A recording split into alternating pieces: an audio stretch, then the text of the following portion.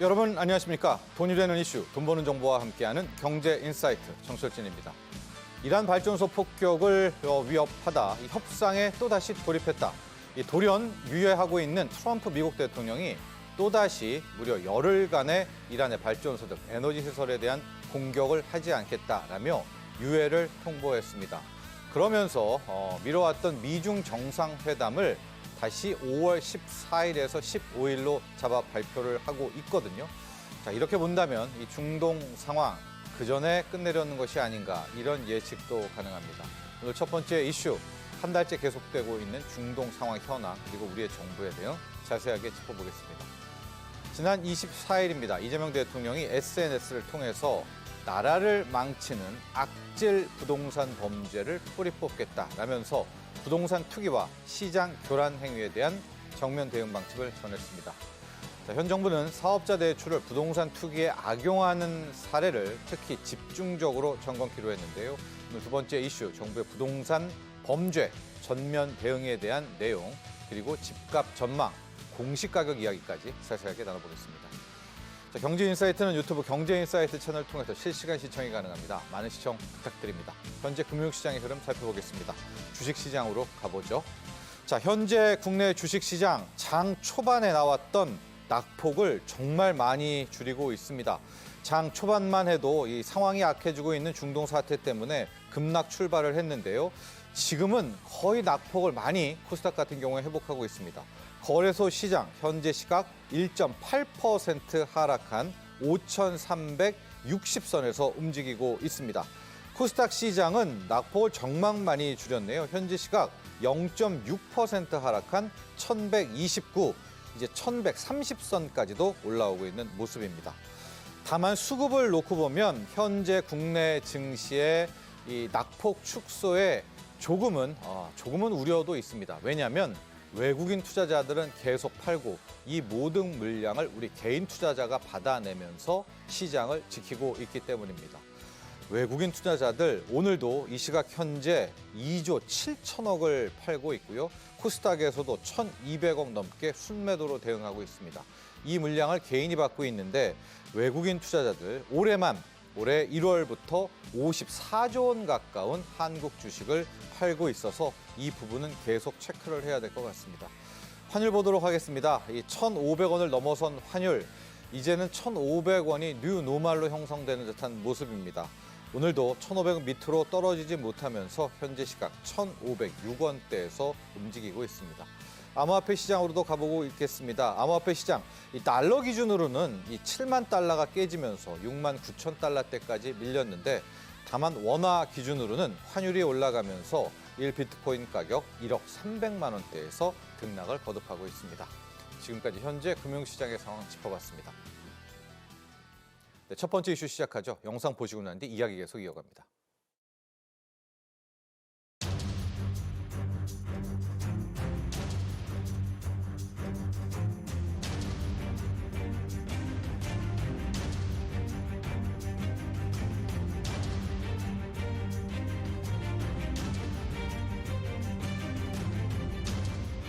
중동 지역의 위기가 한 달 가까이 이어지고 있지만 향후 사태가 어떻게 진전될지 예측이 어려운 상황입니다. 현재의 에너지 위기는 국민 일상 곳곳에 예상치 못한 부담과 불편을 초래할 수 있는 만큼 정부는 사소한 부분까지 놓치지 말고 미리 대비해야 되겠습니다. 위기 시에는 작은 행정적인 실수도 큰 파장을 불러올 수 있는 만큼 과거의 관성에서 벗어나 현장을 직접 확인하고 끝까지 책임 있게 점검해야 되겠습니다.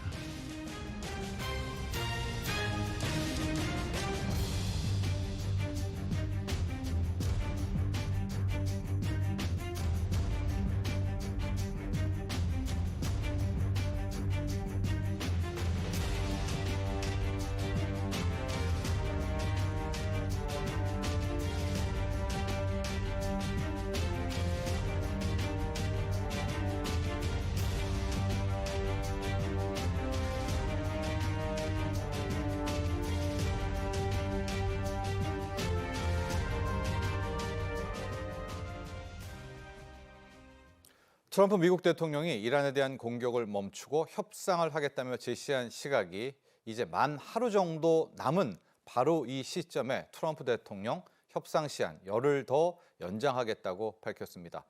당초 닷새 발미를 주고 협상을 한 뒤 이제 합의가 잘 안 되면 공격의 뜻을 밝혔지만 일단은 열흘의 시간을 더 번 셈입니다. 시시각각 바뀌고 있는 중동 상황 현황, 또 우리 정부 대응 자세하게 짚어보도록 하겠습니다. 권혁중 경제평론가 함께합니다. 안녕하십니까? 네, 안녕하십니까? 자, 트럼프 대통령의 1차 경고에 따르면 원래는 이제 내일 이란 원유 시설과 가스 시설에 대한 공습과 공격이 있어야 되는데 우리 시각으로 오늘 오전 새벽 한 5시 반께였습니다. 트럼프 대통령이 SNS에 다시 글을 올려서 열흘의 시간을 또 주겠다. 미국 시간입니다. 4월 6일 오후 8시까지 만기다.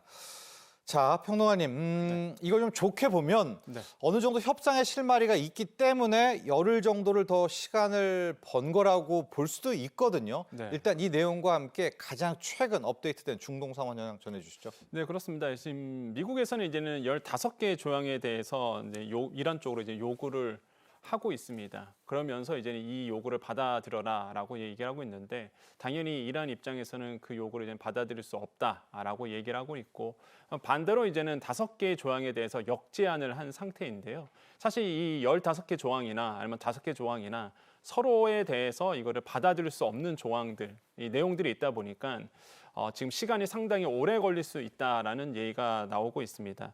미국 같은 경우에는 이란 쪽으로 해서 핵무기 같은 포기를 해라, 그다음 우라늄 농축 전면 중단해라, 탄도미사일 감축해라, 그래서 대리 세력 지원 중단해라, 그래서 15개 항목을 얘기하고 있고 이란은 미국과 이스라엘의 향후 공격 중단을 보장해달라, 그다음에 전쟁 피해에 대해서 보상해달라 이런 얘기를 하면서 서로 이제 팽배하게 맞서고 있는 상황입니다. 지금 보면은 미이란 입장에서는 당연히 한두 번 당했냐 이런 기만 전술이다라고 해서 미국의 진위를 이제 믿지 않고 있는 상황인 거고요. 지금 보면은 그에 반해서 또 백악관은 지옥을 불러올 상황이다. 지옥을 불러올 수도 있다. 이런 얘기를 하면서 이제 압박을 좀 하고 있는 상태입니다. 이란은 당연히 아시겠지만 호르무즈 해협 사실상 봉쇄하고 있고 거기서 더 나아가서 이제는 홍해로 들어가는 이런 그 바브엘 만데브 해협이죠. 여기를 이제 봉쇄하겠다. 이렇게 얘기하고 있는데 이 친이란 세력이죠. 후티 반군을 활용해서 아마 이 좁은 해역을 또 방해할 수도 있습니다. 그렇게 되면 호르무즈 해협도 봉쇄가 되고 그다음에 홍해 쪽으로 흘러서 지중해로 나가는 이 길도 완전히 막히게 되는 거거든요. 그래서 이중 봉쇄를 하겠다라고 위협을 한 상태이고 그다음에 이제는 원유 90%를 담당하고 있는 이란 입장에서는 굉장히 중요한 섬이죠. 바로 그 하르그 섬 방어망을 대폭 늘리고 있는데 지금 실시간으로 나온 외신 보도를 보니까 지금 이란 쪽에서 지상군 100만 명 준비되고 있다. 들어오기만 해봐라. 이런 얘기를 지금 하고 있다고 합니다. 그래서 지금 이런 부분도 지금 방어전에 나서고 있는 상태라서 계속적으로 지금 양측이 부딪히고 있고 그러다 보니까 트르키예라든지 아니면은 파키스탄, 이집트가 적극 중재를 나서고 있으나 현실적으로 본다 그러면 조금 더 시간이 걸리지 않을까 이렇게 시장은 내다보고 있습니다. 열흘 후에도 잠깐 좀 얘기해 주시죠. 네, 그렇습니다. 실제 이제는 10일 동안에 이제는 열흘 후에 그러니까 4월 6일까지 이제 재연장하겠다라고 이제 트럼프 대통령은 얘기를 했는데요. 만약에 그 열흘 이후에까지라도 협상이 이루어지지 않는다라고 본다 그러면 시장에서는 아마 이 전쟁이 아마 더 장기화될 가능성이 굉장히 크다라고 지금 내다보고 있는 상태입니다. 무엇보다 이 전쟁이 만약에 장기화가 된다 그러면 유가에 대한 향배는 또 한치 앞도 볼 수 없기 때문에 인플레이션에 대한 압박이 더 커질 수 있다. 이런 얘기가 나오고 있거든요. 그래서 이런 점들이 시장의 우려를 더더욱 고조화시키고 있는 상태입니다. 자, 일단 트럼프 대통령이 우리 시각으로는 4월 7일이겠죠. 화요일까지는 이란의 이 하르그 섬에 있는 원유 시설, 가스 시설을 공격하지 않겠다라고 말은 했는데 이란은 또 이 말에 대해서 의심하고 있는 그런 모습입니다. 이런 와중에 이 미중 정상회담 일정이 연기됐고 그러다가 확정된 일정이 다시 나왔습니다. 5월 13일, 14일. 이게 좋은 쪽으로 좀 해석을 하면 4월 내에는 어느 정도 이 중동 사태를 마무리하고 미중 정상회담 하려는 것이 아니냐라고도 이 해석이 가능하거든요.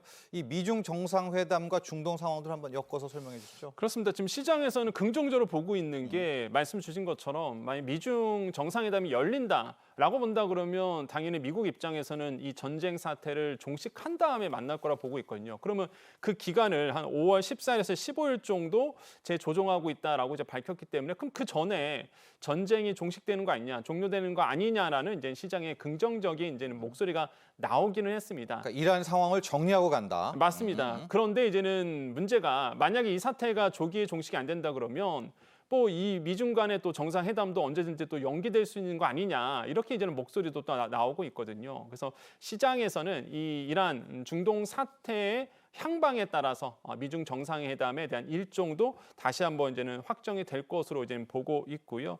지금 그래서 시장에서는 한 4에서 6주 내에는 끝나지 않겠느냐 이렇게 이제는 보고 있는데 과연 이게 계획대로 될지는 조금 더 이제 지켜보셔야 될 것 같다 이렇게 말씀드립니다. 네, 그래서 또 어떤 기대도 있냐면요. 아예 이 판을 끝내는 종전은 너무나 네. 길겠고 이견도 다양할 테니까 일단은 좀 멈춰놓고 가자라는 휴전 이후에 종전, 단계적 종전 시나리오도 힘을 얻고 있거든요. 우리로서는 일단 호르무즈 해협, 유가가 경제에 굉장히 네. 중요하지 않습니까? 그러니까 휴전만 돼도 나름 긍정적이지 않을까 이런 생각도 드는데요. 그렇죠. 이제 만약에 이제는 지금 전략이 워낙 그 양측의 이제는 얘기가 강하다 보니까 그러면 너무 서로 받아들이기 어렵다. 없을, 어려운 부분에 대해서는 이제는 일단 종전한 다음에 얘기를 휴전한 다음에, 나눠보자. 예. 이렇게 이제는 휴전한 다음에 얘기해 보자라는 이제 분위기가 지금 나오고 있고요. 그러다 보니까 지금 시장에서는 일단은 호르무즈 해협은 사실상 봉쇄하고 있는 이 부분을 먼저 풀어줘야 된다라는 목소리가 계속 나오고 있습니다. 그래서 해협을 개방한 후에 이거와 같이 이제 휴전구 맞바꾸기 형식. 그러니까 한마디로 휴전을 하고 호르무즈 해협 사실상 봉쇄 푸는 거 이렇게 해서 맞바꾸기 형식으로 아마 진행되지 않을까라고 이제 보고 있고요. 이제 부분 합의를 먼저 하겠죠. 그런 다음에 이제는 시간이 갈수록 계속 만나서 전면적으로 이제는 다양한 아젠다를 이제는 풀어내는 이런 순서대로 아마 가면은 좋지 않을까라고 이제는 시장에서는 좀 내다보고 있고요. 뭐 반면에 역시나 뭐 장기전도 서로들 아마 대비하고 있을 거다 이렇게 보는 측면도 없지 않아 있습니다. 어쨌든 간에 지금의 워낙 이 고유가 사태가 뭐 전 세계 경제에 대한 안 좋은 상황으로 몰고 가다 보니까 이런 고유가 사태를 막기 위해서라도 파국을 막기 위해서라도 부분적인 어떤 휴전적인 부분이 예가 나올 수 있다고 보고 있고요.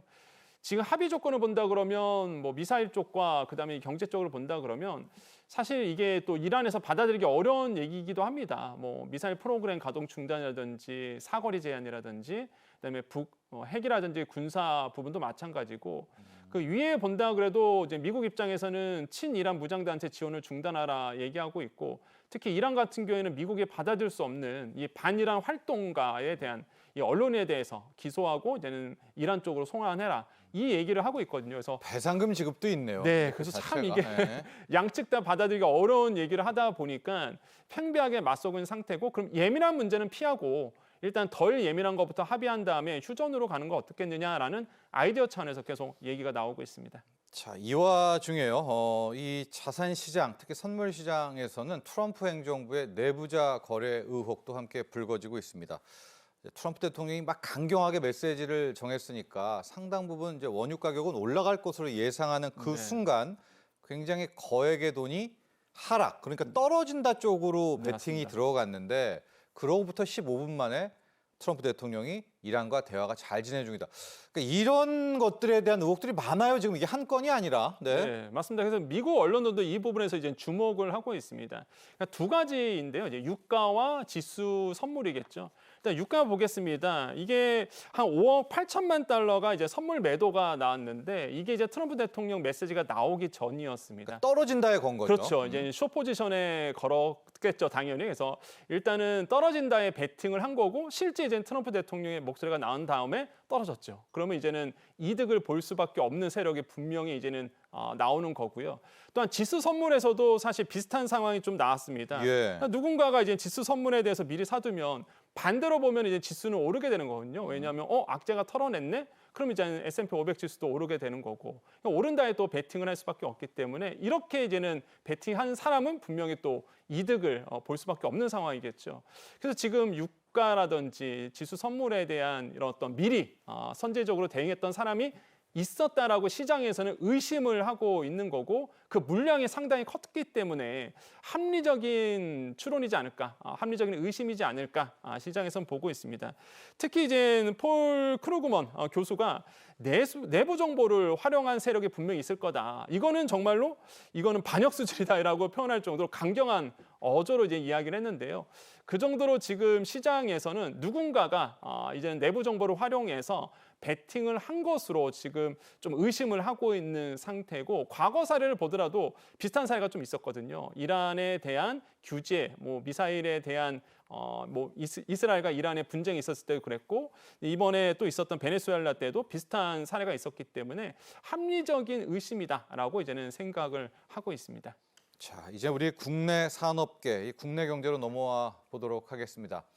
지금 우리 화학업계가 비상인 것이요, 바로 이 납사라고 불리는 이 나프타가 동이 났기 때문입니다. 이제 원유를 수입해가지고 정제를 할 때 휘발유가 나오고 그 다음 나오는 게 이 나프타인데 비닐 만들고 뭐 고무 만들고 싹 다 이 나프타가 이 기본 물질 아니겠습니까?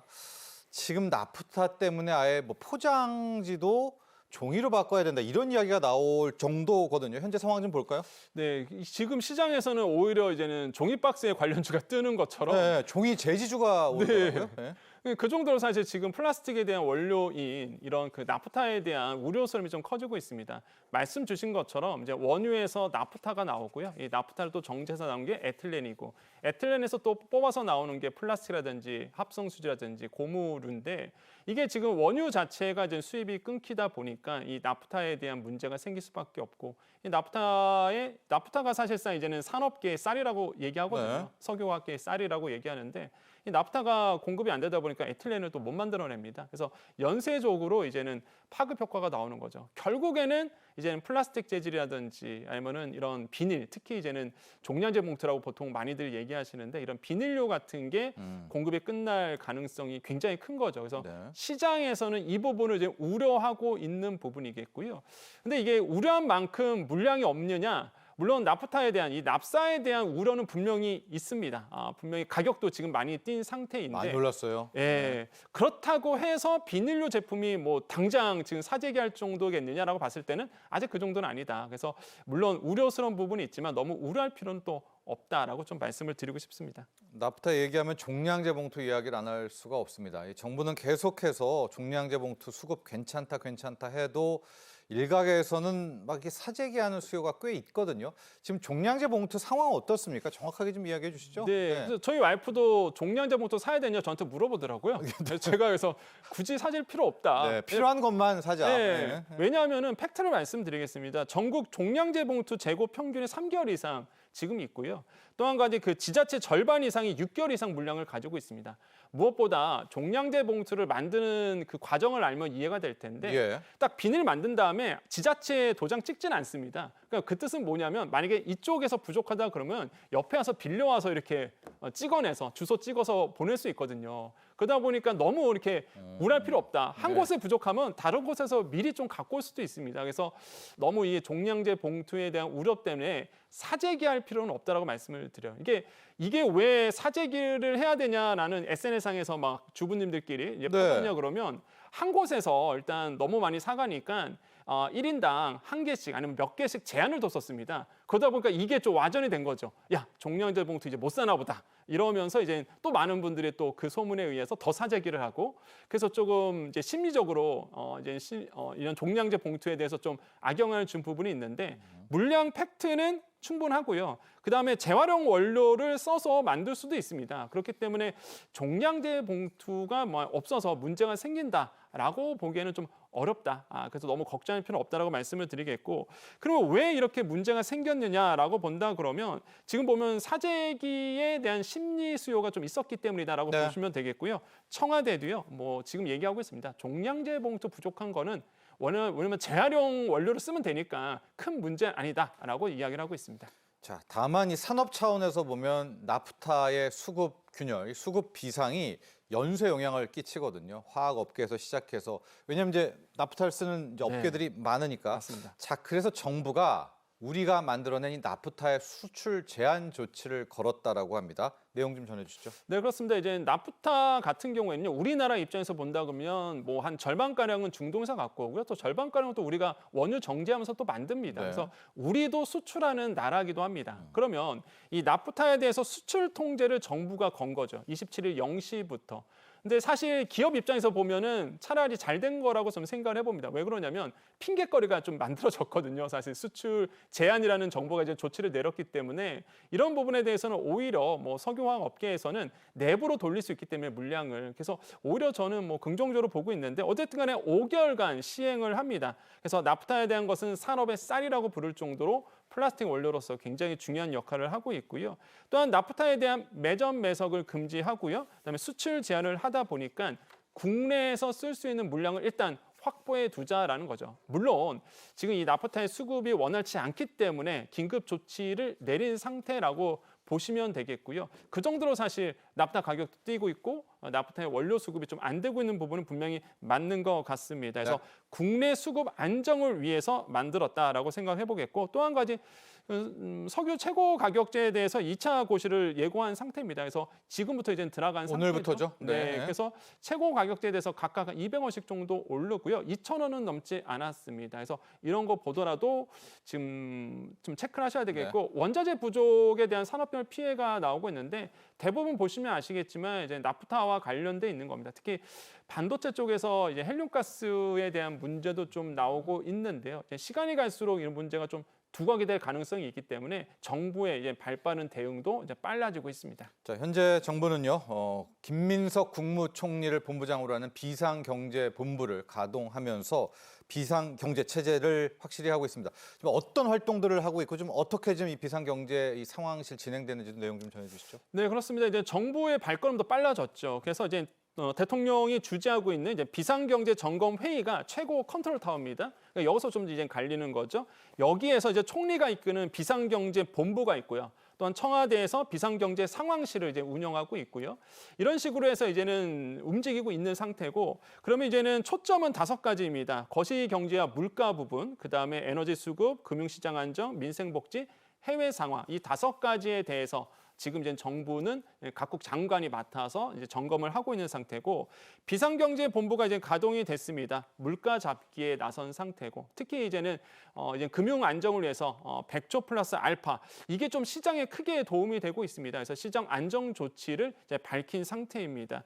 또한 청와대에서 비상경제 상황실도 별도 가동되고 있고요. 특히 이제 물가 부분, 에너지 부분에 대해서 강조를 하고 있고 무엇보다 이렇게 비상 상황이다 보니까 국민 모두가 사실 에너지를 아끼는 단계로 갈 수밖에 없다. 이런 부분을 강조하고 있고요. 저도 마찬가지입니다. 그래서 저도 요즘에 지하철 타고 있거든요. 네. 그래서 전기 아끼고 에너지 아끼는 운동에 좀 동참을 해야 되지 않을까 보고 있습니다. 자, 마지막으로 유류세 인하 부분을 좀 짚고 가야 될 것 같습니다. 유류세 인하에 대한 기간 연장은 알고 있는데요. 지금 그 인하율 폭도 함께 좀 늘린다라고 지금 네. 정부 이야기하고 있거든요. 유류세 인하에 대한 내용으로 좀 마무리해 볼까요? 네, 그렇습니다. 유류세 인하폭을 2배 더 늘렸습니다. 원래가 보면은요, 인하 전이 휘발유는 820원 정도인데요. 유류세 인하폭을 더 늘려서 조정 후 봤더니 한 698원이거든요. 예. 그래서 크게 이제는 유류세를 인하했다고 보시면 되겠고 경유도 마찬가지입니다. 인하 전 같은 경우는 851원이었는데요. 이게 2배 더 늘어났죠. 그래서 436원 조정 후가 됐습니다. 그렇기 때문에 이 유류세 인하에 대한 부분이 이제 크게 늘어나서 이제 소비자각 부담은 좀 덜 한다 이렇게 보시면 되겠고 인하율 아까 보시면 아시겠지만 원래 10%였거든요 인하율이. 그래서 뭐 경유 같은 경우에는 10%였다가 한 25%까지 이제는 조정을 한 상태입니다.